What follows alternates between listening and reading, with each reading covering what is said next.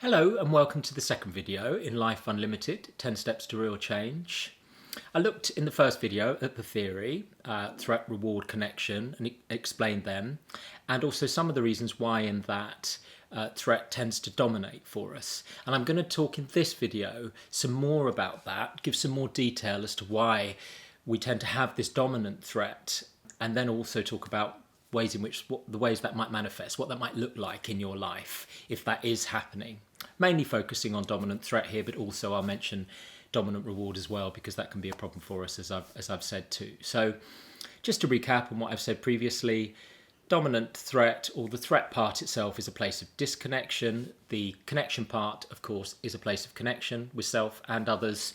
So we're happiest in connection. So why is it that we spend more of our time than we need to, and then is good for our well-being in this place of dominant threat? So I'm going to talk through some ideas now about how and why that is the case. Just before I go on to that, in terms of the dominant reward part, for example, and particularly the status bit and acquiring more money and promotions and how we appear to others, you can see why during early experience, perhaps during somebody's 20s, things like money, status will be more important. They often are, compared to what happens for people during later experience. So it is that these proportions, the balance of threat, reward, and connection, perhaps can change throughout life, and that it is more understandable and even helpful for the reward part to dominate more whilst we're trying to acquire money or whatever that might be. The only thing that I would say about that is that we are pattern forming, human beings are, and that under any circumstances, whatever age, the place that we're happiest is in connection. So whatever age you are, being curious about which part you spend more of your time in and why is important, because as I say, as pattern forming individuals, it can be difficult to make changes to those patterns just because it no longer suits our well-being as we go through life. So just bear in mind that for all of us, that the happiest place for us, the most content place, the place of meaning and purpose, will be this place of connection that I'm going to be talking about throughout these videos. So going back to why does threat tend to dominate? There's a couple of reasons that I've already given about negativity bias, confirmation bias. Threat is intrusive and automatic because it is our survival part, so we're not even noticing that we're imagining these catastrophic scenarios. Often we're not even noticing that we're rehearsing arguments because of the anger that's part of threat. Important to notice here, we've got imagination layered on top of threat, and that imagination means that we can imagine all sorts of catastrophic scenarios. We can rehearse arguments constantly and fantasize about arguments with people.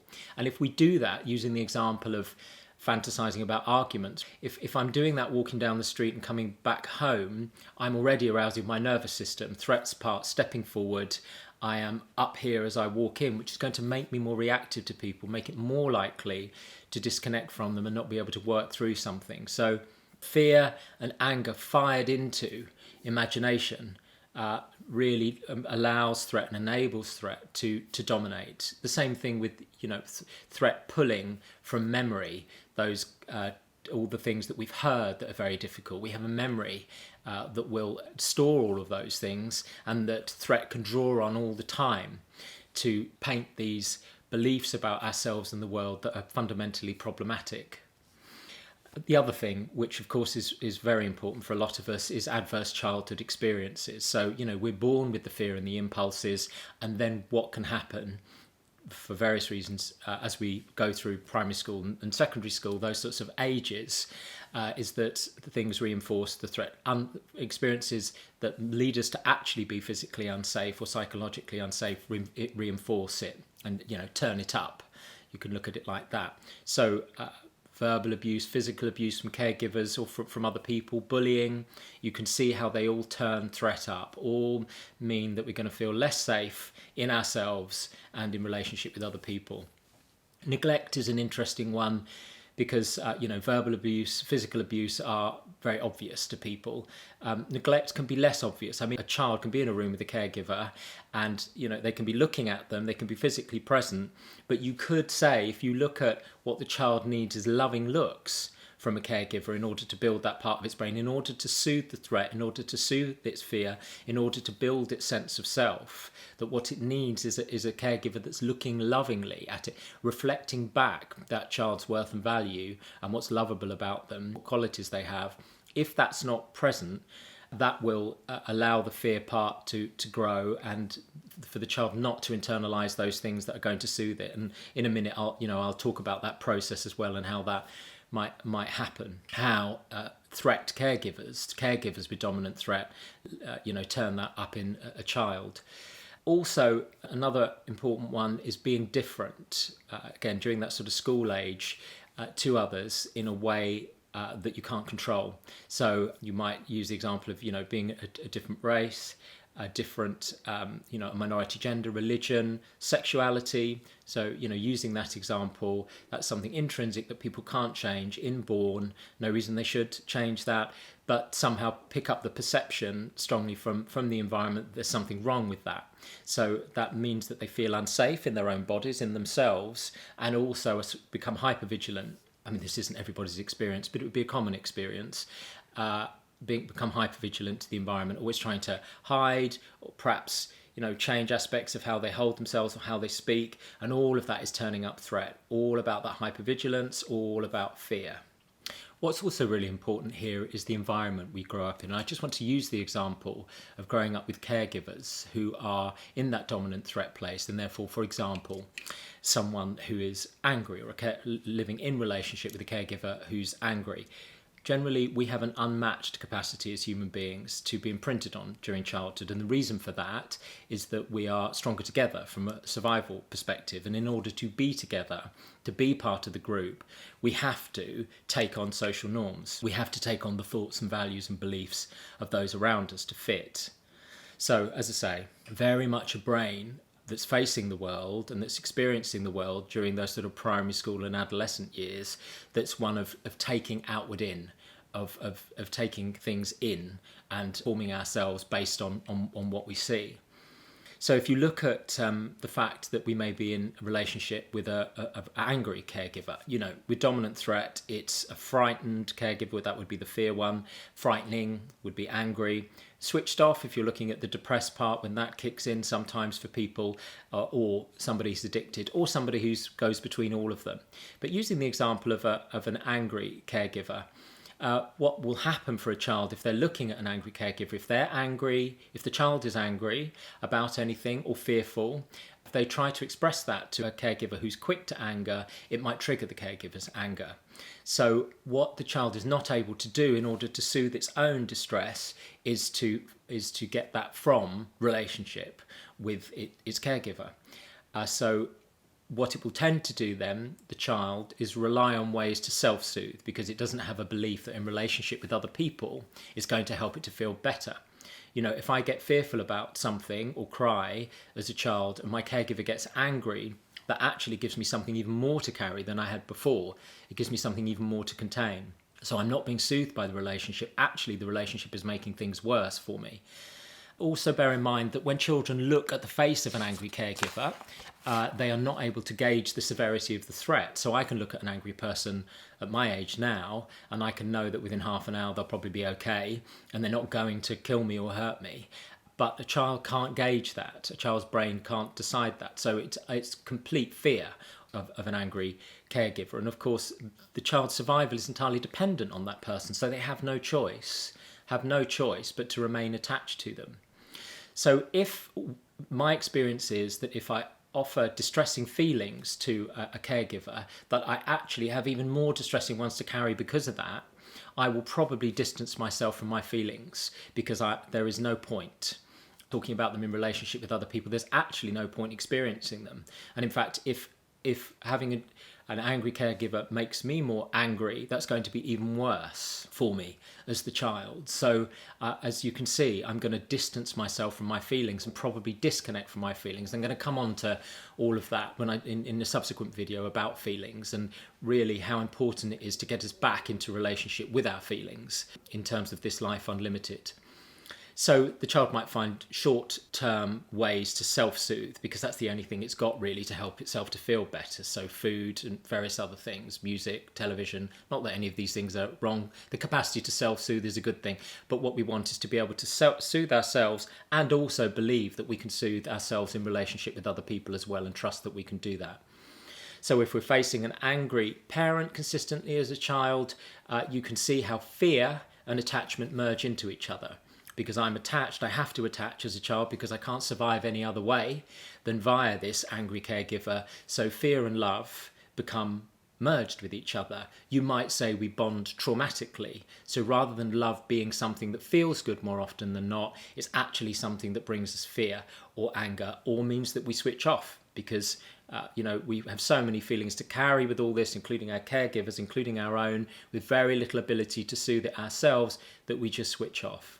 So love always comes coupled with an underlying insecurity. We don't feel safe in relationship. There's a lot about attachment theory, which you may have heard of, and people's different attachment styles. And that is this sort of territory. I'm not going to go into that in detail here because, I prefer to look at it in this way. And also what I'm going to be doing is spending most of these videos focusing on how we're going to change this and help us to feel better and attach and feel secure in relationships. The child also will blame itself generally if it sees anger in a caregiver's face. It is far more frightening to believe that there's something wrong with my caregiver than it is that there's something wrong with me when I'm a child. So if I see anger in a caregiver's face, I will assume as a child that I make people angry. If I see hate in a caregiver's face, I will assume as a child, unfortunately, that I'm hateful. Because, as I say, it's far more overwhelming and frightening for a child to believe that there's something problematic with the person who their entire survival depends on than it is to believe that there's something wrong with them. And of course, the caregiver will be telling them there's something wrong with them when they're angry, that they made them angry, for example. So the child will blame itself. And I think, the shame that people develop and internalise is in this sort of territory as well. Not only does the child's feelings have to go into hiding, does the child's experience and thoughts go into hiding, but they may even have to take care of the caregiver. So they have to regulate their caregiver. So not only do I have to not say that I'm angry or not say that I'm hurt or fearful or switched off or bored, I have to make my caregiver happy. So again, you can see what all of this is doing as far as love and attachment for us and our experience of that, because we are pattern forming. So if we get used to that dynamic in childhood, if we get used to a traumatic bond, if we get used to love being so entwined with fear, we will, when we meet somebody who is frightening or frightened, if there's a dominant threat part of them that characterizes their life more often than not, we will be very familiar with that and we will be very used to attaching to that and remaining there and believing that that's love and that that's attachment. And I'm going to come on to talk about what is love and defining love and making sure that your definition of love is and therefore connection is one that you want now for this reason. The other thing is that our media generally reinforces dominant threat and also dominant reward too. Because our natural tendency is to be frightened and angry about things, our media tends to reflect that. We're drawn to stories that are about survival and protecting ourselves, so all the horrible things that are going wrong. So we're drawn to those, which means they are fed back to us, and it just goes backwards and forwards, I believe, always fueling that threat part of us. So just moving on to what it may look like in life, this dominant threat place for you. I'm just taking some examples here. I set them out in much more detail in the book. One of the reasons for not spending more time on it here is that what I would prefer to do is spend the videos talking about how we're going to change this and how we're going to help you to feel better. And as I say, move to this more unlimited life, like really living. Because the trouble with dominant threat and the trouble with dominant reward is they're not really living in the way that you in the way that you might and the way that you might want to.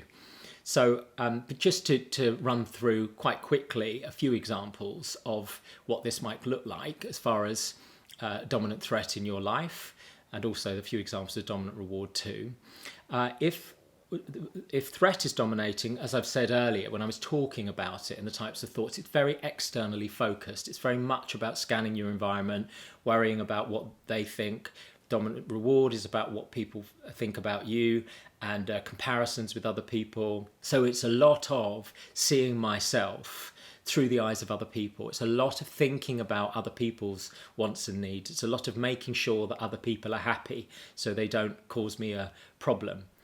What that can lead to is that I have either a non-existent might be too strong a phrase, but I don't have a very firm sense of myself and what it is that I want and need. If my attention's going outside here, it is not going in here. So it's not going to what I feel.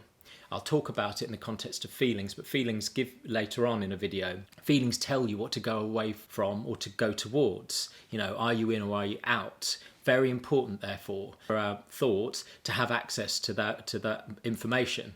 And if I've got used to this dominant threat place of scanning the environment, getting frightened, getting angry about things out here, or feeling switched off and not feeling much at all, I've lost my relationship, that I've lost that information. So I get into a situation where I don't really know who I am or what I want or what I need.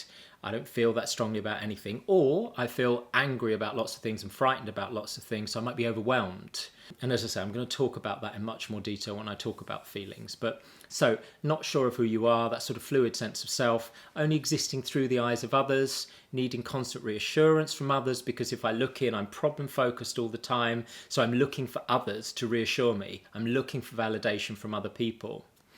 That grass is greener, I think, is this sort of territory. If I'm problem focused in wherever I am, whether that's my current job, my current relationship, and I only look at the problems in it because this threat part is dominating, everything is going to look greener externally. Everything out there, other people's lives, are going to look greener. I'm comparing my internal experience of fear or being switched off or anger with other people's appearance.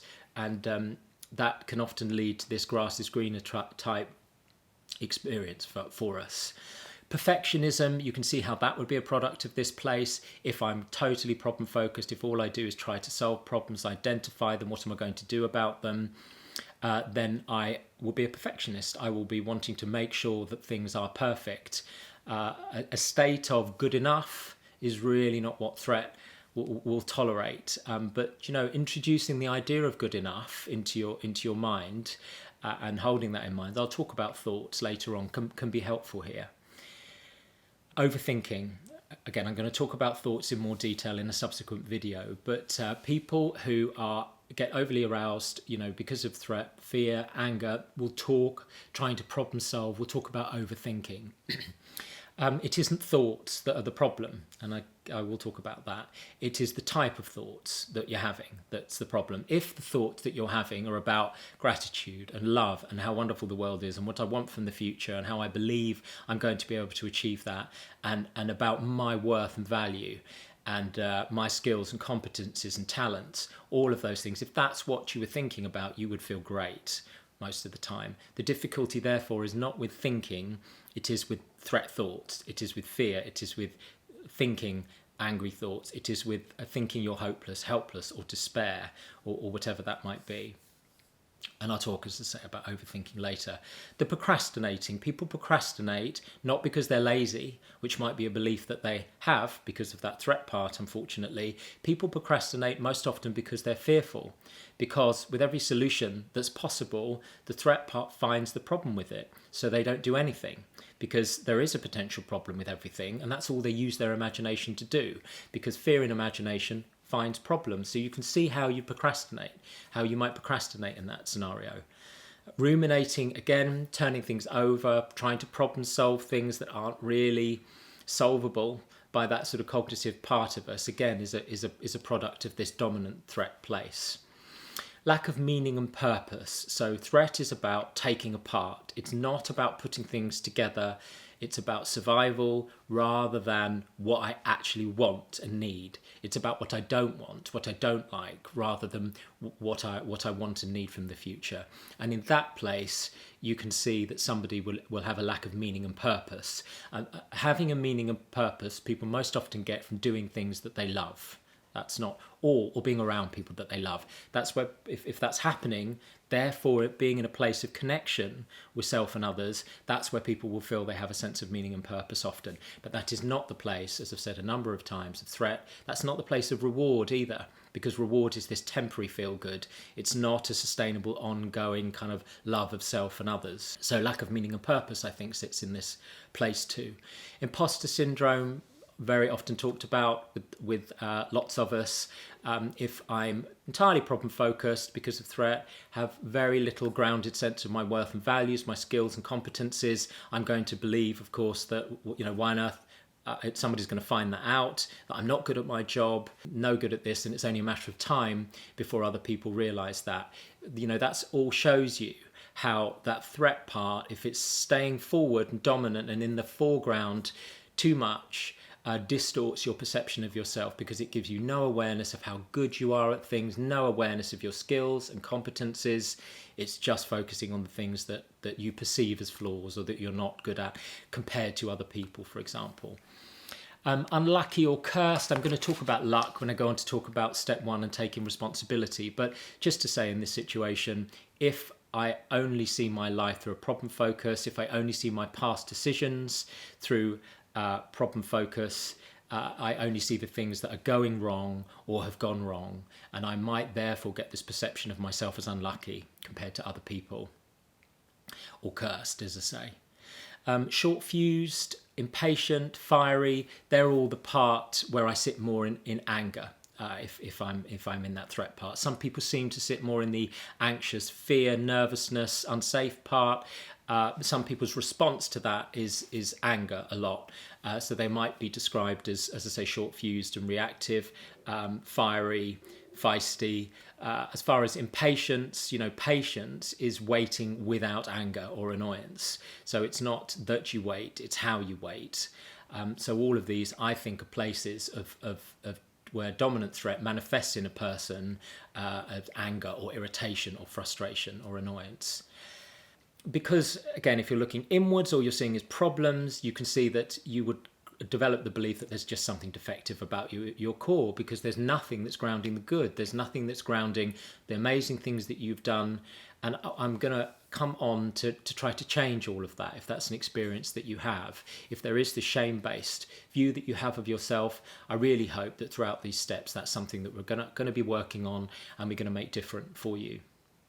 Avoiding confrontation or being overly confrontational, you can see that if I'm fearful a lot, I will avoid confrontation. So I might talk about people rather than to them. And if I'm in that place of anger a lot, then I will potentially be overly reactive and overly confrontational. And therefore, any time that I do raise something, it doesn't go well because somebody else escalates in response to my anger. And that will reinforce my fear of saying anything. So you can see it's a bit of a vicious circle here. Bringing conversations back to you is an interesting one. And a number of people do this, and it can be perceived as some sort of, well, I'm only interested in myself, or I'm somehow arrogant or more important than other people. My belief is that people do that, that people bring conversations back to themselves because it's fear-based, because that part of the threat part of the brain processes all information from its point of view. So it's always safety checking everything that comes in, every bit of information that comes in. Therefore, if fear dominates with somebody, everything they hear, they might think, well, what does that mean for me? And some people say that in language, that will come out in their language. So I think bringing conversations back to you is actually a fear-based experience of things. Another one to notice is a real contact high when you're seen by others or loved by others or acknowledged by others. I mean, it's always going to feel good to be acknowledged by other people. It's always going to feel good to be loved. But if I do not see any worth and value in myself, no love in myself, because this threat part dominates, because this threat part is always at the foreground, the power that somebody else acknowledging you has, is going from 0 to 60 there for you, and as far as your experience. So it can make it very powerful when somebody says nice things or sees you or expresses gratitude. So just important to notice and be curious about there. I'm going to go on to talk about others in a much later video, and the effect that dominant threat and dominant reward have on our relationships with others. which you can probably start to imagine now. But generally, if you have less friends than you might like, I think that it can often be this place of dominant threat because it's disconnecting, as I've already said. It's only the place of disconnection, fault finding, whether that's with others, potentially reactive, so anger's around a lot, imagined enemies, catastrophizing, personalizing things that aren't personal.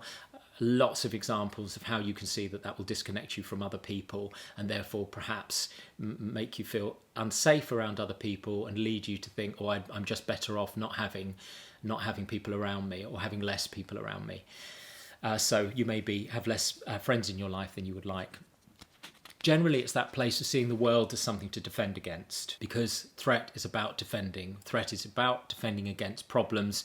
You know, the world is perceived not as benign or as a place of, that's going to provide me with endless opportunities, but actually a place that's dangerous and that I need to defend against. Just a quick run through to finish off with this video about those parts, how threat might manifest, and we may get a diagnosis from a GP of something, for example.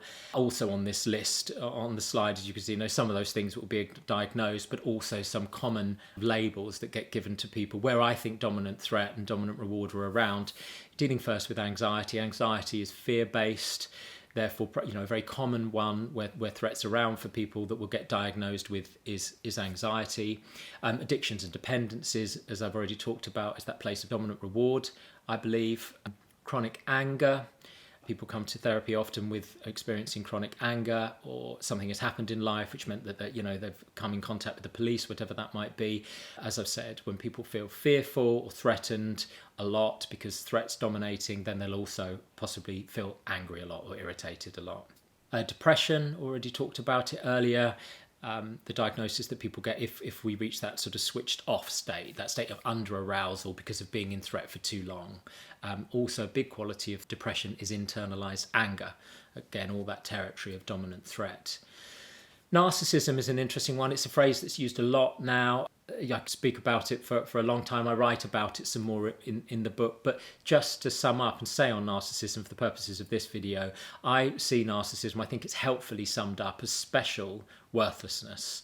So that sort of captures narcissism, that somebody goes superior or special or needs to be because of an underlying experience of actually feeling worthless. And the worthlessness, I believe, comes from that place of dominant threat, i.e. only seeing problems with myself. I see no worth and value because all I see is problems. So somebody in that state might overcompensate by believing they need to be special or superior or better than other people. And they get caught between those two, sometimes feeling special, sometimes feeling worthless, which is a very difficult one to be in relationship with and also to experience as a human being. Codependency, I believe, is a manifestation of dominant threat in relationship. If I have no sense of myself, really, I'm going to look to the other person to meet those needs. I'm going to be very reactive to the romantic partner, potentially, and the relationship will become characterized as any dominant threat relationship does, by fear, by anger, by feeling switched off. So I think, as I say, codependency does tend to be dominant threat for somebody manifesting in relationship, in a romantic relationship. Okay, so hopefully that was helpful.